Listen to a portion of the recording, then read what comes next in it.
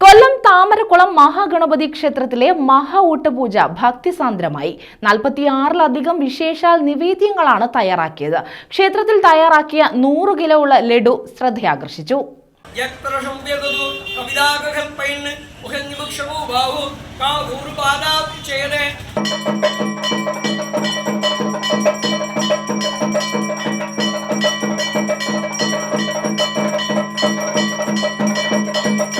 തെക്കൻ കേരളത്തിലെ ഏറ്റവും പ്രധാനപ്പെട്ടതും കൊല്ലത്തിന്റെ ഹൃദയഭാഗത്ത് സ്ഥിതി ചെയ്യുന്ന ക്ഷേത്രങ്ങളിൽ ഒന്നാണ് താമരക്കുളം ശ്രീ മഹാഗണപതി ക്ഷേത്രം. ഓരോ ഭക്തരുടെ മനസ്സിലെ സങ്കല്പം ഭഗവാനിൽ അർപ്പിച്ചാണ് ഊട്ടുപൂജയിൽ വിശ്വാസികൾ പങ്കുകൊള്ളുന്നത്. നൂറുകണക്കിന് ഭക്തജനങ്ങളാണ് ഊട്ടുപൂജയ്ക്കായി എത്തിച്ചേർന്നിരുന്നത്. ക്ഷേത്രം മേൽശാന്തി ശങ്കരനാരായണ അയ്യരുടെ മുഖ്യ കാർമ്മികത്വത്തിലാണ് മഹാ ഊട്ടുപൂജ നടന്നത്. ക്ഷേത്രം secretary Satheesh, president Prakash, convener Jayesh, treasurer Sajin S Nair, മണ്ഡലപൂജ മഹോത്സവ കമ്മിറ്റി അംഗങ്ങളായ vice chairman Madhusudanan Nair, chairman Chandrababu, Nandakumar, Murugan, committee അംഗങ്ങളായ ഹരിഹരൻ, സോമശേഖരൻ പിള്ള, പ്രവീൺ, കിരൺ പ്രകാശ് തുടങ്ങിയവർ പരിപാടിക്ക് നേതൃത്വം നൽകി.